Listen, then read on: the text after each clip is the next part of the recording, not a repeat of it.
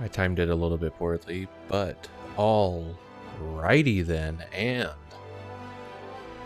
welcome back to an aqueousVlog. This is technically the second take of this particular one, mostly because I don't know, I feel like I'm getting into my own head about something that doesn't matter, and that does sound like me.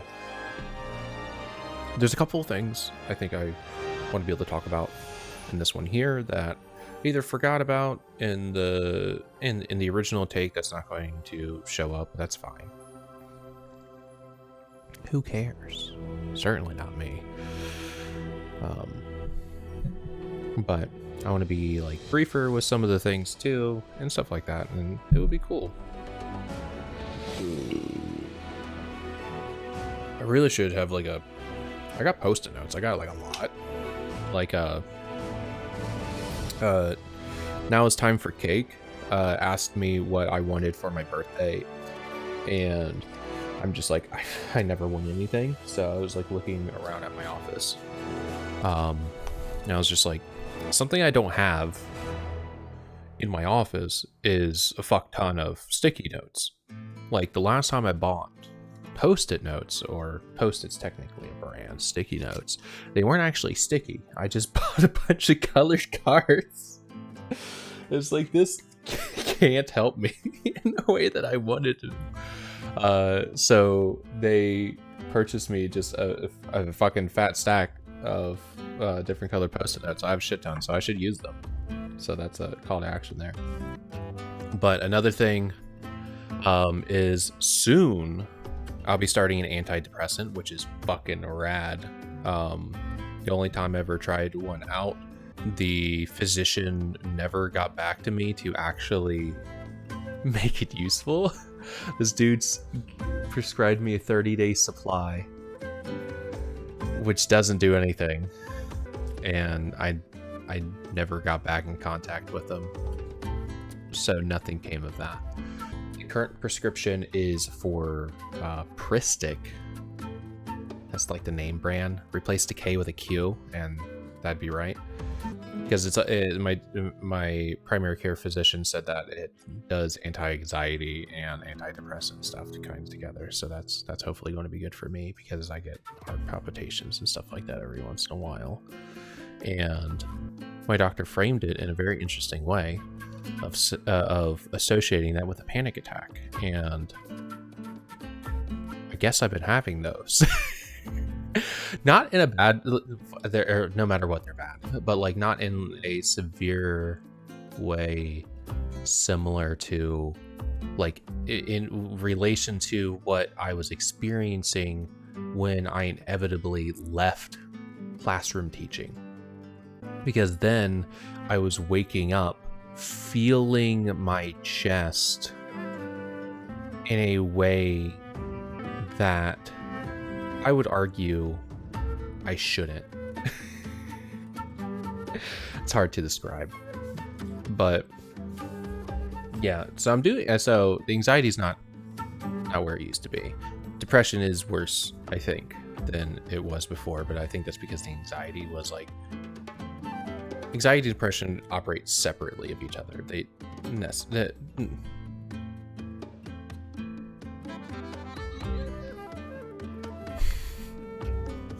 Thank you for the transition, boy. But where do we go? Oh yeah, so but it's expensive. It's a 90-day supply, and my insurance doesn't like it as much. So the office recommended trying to use GoodRx, and that saves $50 on the prescription. So I'm definitely going to try that out. Is it 50? No, it's 40. That's enough though. So that's going to be something I'm going to try out soon. I need to do it though. Gotta call. But anyway, other things. I don't know. I probably mentioned it in one of the videos, but like you can see like the extra glitchiness I've discovered retro effects. I think it's something that I knew about previously, but I never installed onto OBS, but now it is here, which is very cool. So the digital glitch I played around with a lot. So a lot of the assets have a bit of the digital glitch going on. The camera feed has the worst one, but I have a little bit of it in the like video, like the capture footage gets it a little bit, and even the cover should glitch a tiny bit as well. And the off-air thing that I got going is actually just a static image that has digital glitch effect on it, which is very cool. I thought about dabbling with some of the other things like the dither and stuff, but I don't know. I think for my aesthetic with the pixelization and shit, the digital glitch is the perfect amount of delicious. Unless I'd use like the dither on a different layer than the pixelation. Maybe I could do something like that. But I like how I look here. That is. I don't know, sometimes look into a mirror and go, hey, you're kind of hot. And then plenty of other times I'm just like, how can you oscillate like that, you know? Ouch. As I try to break my tooth on my mug. Anyway, this is an aqueous vlog, so there's a couple of things I want to get going. One thing is we're down a monitor. The left monitor, which typically would have like OBS and like the non-game stuff that I'm doing, is currently in use by Petra because her monitor just stopped working. So thankfully warranty was still active on it. It's not an old monitor at all. Like we got it at like the end of last year. So we got to wait for the company to go, you're right, it doesn't work, and we don't know why, so here's your money back or a replacement. We like the monitor, so we wouldn't give a shit about a replacement, but if they give us the money back, then that works out fine, I guess. But it was on discount because of sales and shit, so it's going to be really annoying if we get like, because we're only going to get the sale price back that we paid for. We're not going to get like a retail price so that we can buy one now outside of discounts. So it's fine. But that means we're looking right for things. Welcome back to OBS. I'll be back eventually on Twitch. It's fine. But so hi. This is my stuff. I've been listening to Crash Test whenever I go on walks and things. That's really nice. I like that album a lot. Where am I going with this? Oh, there's nothing here that I'm worried about people seeing. I lied. My whole ass name is there. All right. Bro, I'm going to stop talking so I can cut. I can just blur the fuck out of the video. It doesn't matter. But I'm going to highlight something going wrong with Shotcut for me personally. I haven't reported in the forums because I don't. The dev seems like an asshole. The dev, the lead developer, seems like an asshole. Oh, and of course, because of not having the second monitor, I have to trust that it's working. So here, there's a lot more projects here. I'm honestly glad I cleared it because some of it was work related before I left my job. And so then you don't need to see any of that. And honestly, I need to turn on the baby monitor because the only reason why I'm recording this is because the limpo is napping. And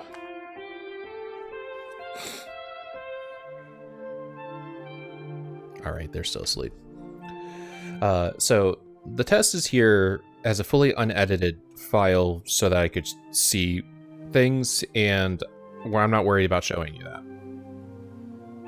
Instead, here we are. Oh, great. On the last recording, for some reason, it loaded into the first frame rather than like 0th frame, like 1 frame in instead of the starting frame, which was really weird.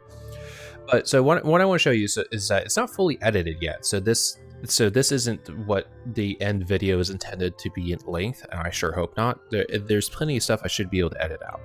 And around the 40-minute mark, I'm really at the point where I can just start removing a lot of it because I'm doing like cargo deliveries in a way that's not very interesting anymore. That's a lie. There's some fun stuff. But it doesn't matter. A lot of it's going to get deleted. But I can't delete them. Well, I can. I'll explain. So let me hit play. And it plays, right? You see everything, the time codes changing and stuff like that. And I love the transition I got going on there. Like I figured out a wonderful transition style that I really fucking like, and that was one of the reasons why I got so fucking sad about this thing. Let's play FUMES. Where is this sound coming from? It's going into the media. Okay, whereas the music's in the aux. I'll need to keep track of that for the sake of, because it's nighttime. It's time to be like OBS settings. And while that keeps going, let me check some stuff. Enjoy heated rivalry in the other room. Eating rivalry. All right, so the media tab is only coming in on 2. Ooh. They're getting picked up quite a bit on the microphone. Oh yeah, that sucks. I wish there was a 7th track. Because see, I need a VOD track which doesn't have media. A tiny bit on controller. And I use media for, there's a number of things. My editing, because the, oh, that looks so much greener out in the water. Okay, I'm gonna have to remember that. Oh, I see you. But I have 2 tracks because there's a VOD track and a stream track. Stream track is currently 2, VOD track is 1. It's like that because if for some reason something goes wrong what I've done in OBS and it only saves track 1, actually, I still have my video. And there's no more there's a lower risk of like copyrighted music content existing because I only show like copyrighted music play through the media I still tab the 2 cars I haven't, which is then only on the stream one. So if I'm streaming, that's what you see on Twitch. But the VOD gets saved as track 1 without that music. As mentioned, I've played a bit more. So then I have isolated tracks, overall game audio, mic, and if I have any people in chat, basically just farm. That got saved there, and then I have music saved in its own separate tab, not the media tab, the music that's playing. Because if something goes wrong in the what I think is going to be safe music to play, if something goes wrong with it, I can isolate that. And I don't fuck with anything else, but I'd love to deliver those. This portion of the video is going to have to get that 20 out have track 2 going. So I'm going to need to remember that. I want to take out Borwick now. And so then, oops. And so then, take out back over here. The video's playing fine, right? I mean, I think I can do it. Now, to preface this, Shotcut does have kind of a seeking issue. It's a known fact. Seeking sometimes just takes a long time. Sorry for hitting the microphone. Let me click at 40. Now, you know that I've clicked at 40, and you know it's not there yet. One, the video is the same as it was the moment I clicked. You can see, though, that the seek line is around the 40-minute mark. It's not exactly there. I should have gone a little bit further. So you know what? I'm going to do that. Ooh, it didn't update there. It's gone now. But it is here on the bottom, so hopefully that... But you can see that the actual play marker is here. Something that I found is interesting with Shotcut is that when one component fails, the entire application is not gone, right? So right now, the player has failed me. But the timeline is still functional, right? The timeline is still here. Like, I can go over here, and I can still snip. And I could still delete stuff. I'm not going to do that. I'm going to undo that real quick. Undo. Okay, it worked. Because sometimes undoing is a thing that takes a while. Now, so we're going to wait a moment for this to figure itself out, because let's actually go before it, because let's go over here. So if it ever loads, we're going to get this section. So that's going to be cool. Hey, the we'll call it the prick came back. Now it looks more like a prick, the shaft. Okay, so that's back, and I'm just going to let this load. Okay, good. This is still playing because I got worried that it wasn't playing anymore. All right, so this is going to keep doing its thing, and that's fine. It should load eventually. Thank you. Nice. Okay.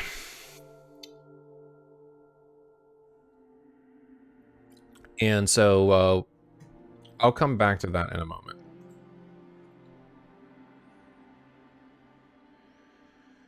In the meantime, Pendleton Ward streaming. So is Cakelet. We'll open up Cakelet. And I would have quietly. Oh, Pendleton Ward is not streaming actually. Sorry, Cakelet. I didn't mean to like have you pop up really in the video. That's okay. Cakelet's very cool.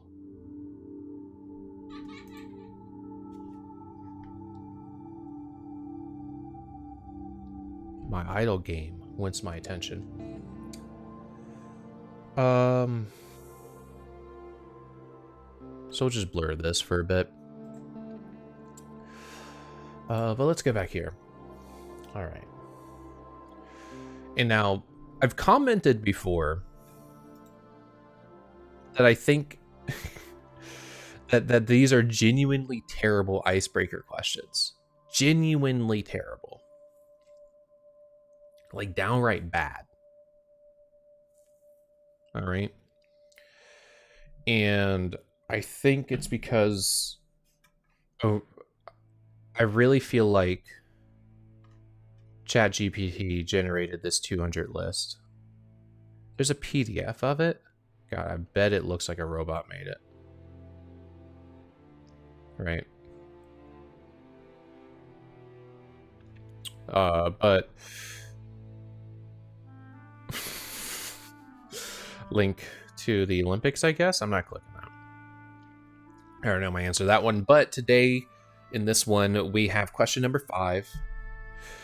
If you could start a charity, what would it be? And my answer is the same as it was during the first take. I wouldn't. I wouldn't. Make me big. Because I don't know what people and causes need. And that's an important thing about a charity, and what it does with the money that it brings in is how is it actually going to use that money? Simply getting money isn't useful to anyone unless you know how to use it in pursuit of the causes that you're going for. I mean, fuck. It's been a while since I looked into any of this. So I don't know if they've improved, but look at like Susan G. Komen, where the CEO was just ranking in bank, and nowhere near enough of that money was actually going towards anything useful. Certainly money was, I hope. But like causes I care about, there is a list. I should write them down too, so I can like, when I have the mental energy to like dig deeper into some of this shit, I can actually do that. But like something that I was thinking about, that's something like a charity that I would love to support would be one that helps trans youth and trans adults, really, just like like be able to get gender affirming care, whatever that looks like for them, to be able to assist in not just funding it, but things like transportation, research, you know, not just giving money to people in order to do a thing, but to be able to actually help them in achieving it. Because again, just throwing money in a place doesn't fully help. transportation is a big deal. Getting to the doctors is a big thing of it. And especially in like poor marginalized communities, that may not be possible. Even if you have a supporting family network, it just may not be possible to simply go to your doctor's appointments because maybe there's not a car. Maybe it's not safe for one reason or another. So being able to help in that way, like that's something that I would love to be able to support. And I don't know if a charity does that sort of stuff. I'm sure there are. So if you know any, feel free to like slap a comment. That felt gross. I'm not going to ask of that again.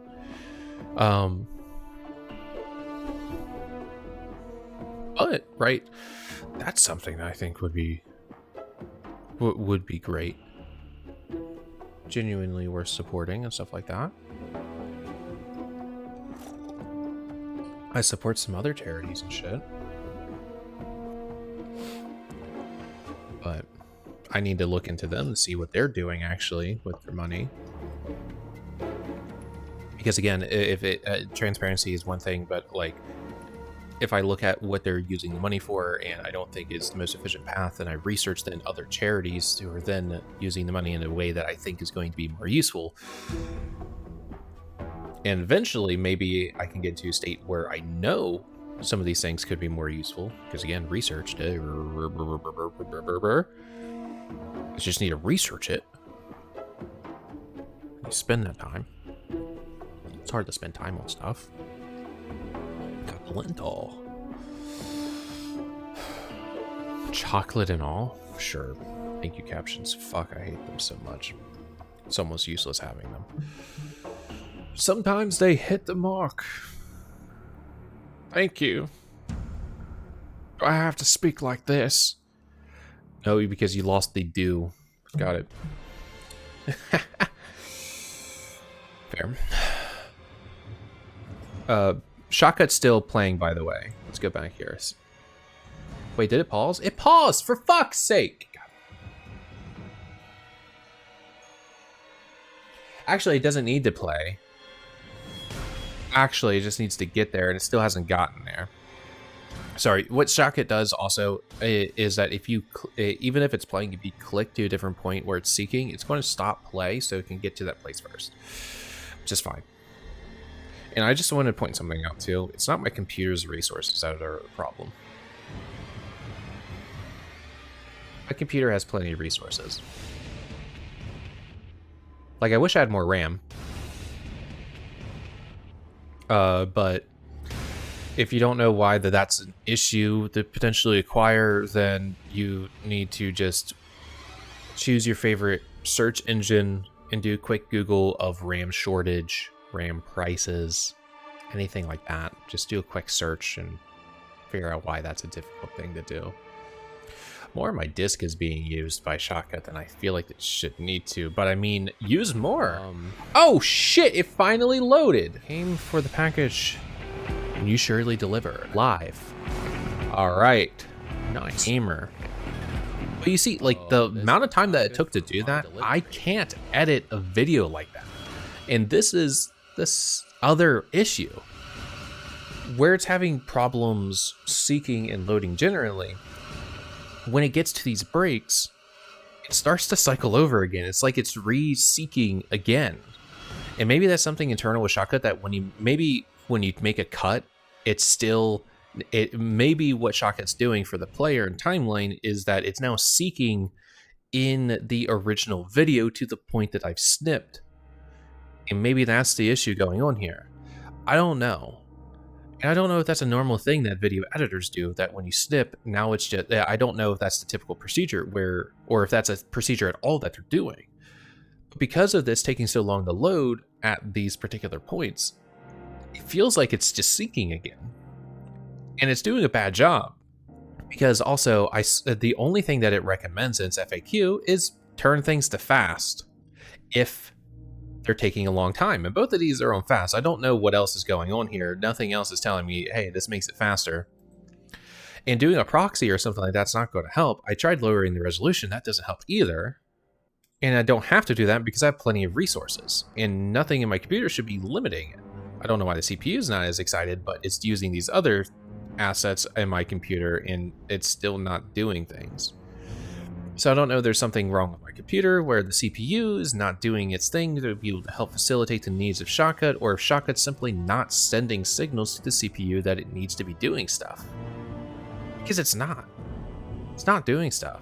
It's very confusing. And I genuinely, like, the second day this was happening while trying to edit this video, I damn near fucking cried. Because it was that upsetting. Genuinely. But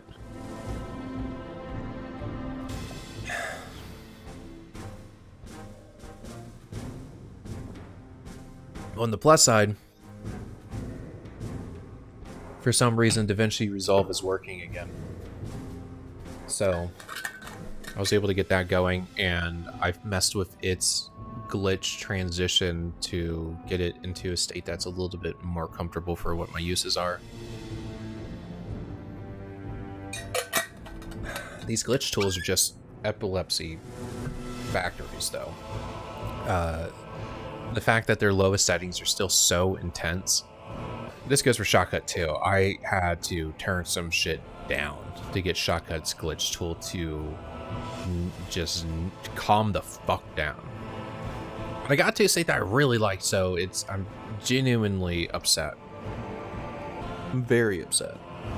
But yeah, to still answer question 5, again, like, I wouldn't, because I don't know what needs actually need to be met and how to do that. So I would rather seek existing charities where people who do know what they're doing have set things up to do what needs to be done to be able to help people, because we live in a society, and the current state of the society has way too many people in power who simply do not care about anyone but themselves.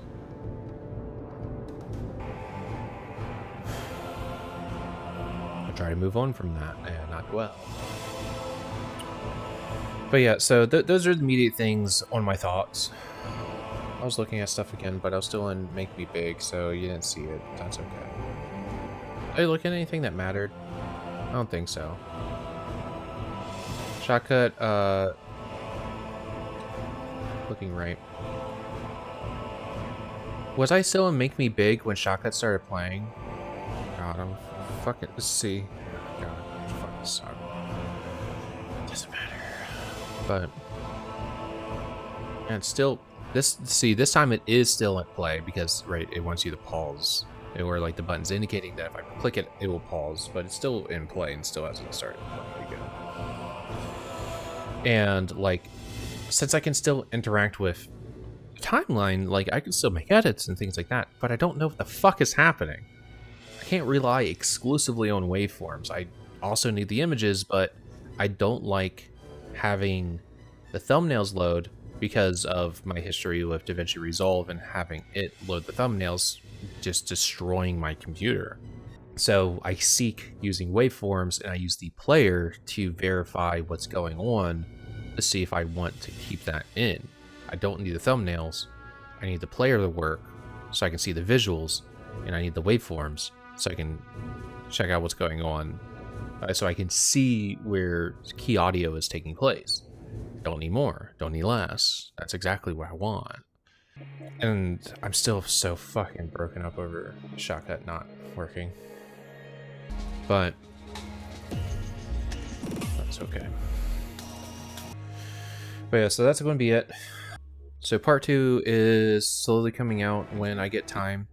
Oh fuck, it played. Come on, cargo. Nice. Oh. My ass has seen better days.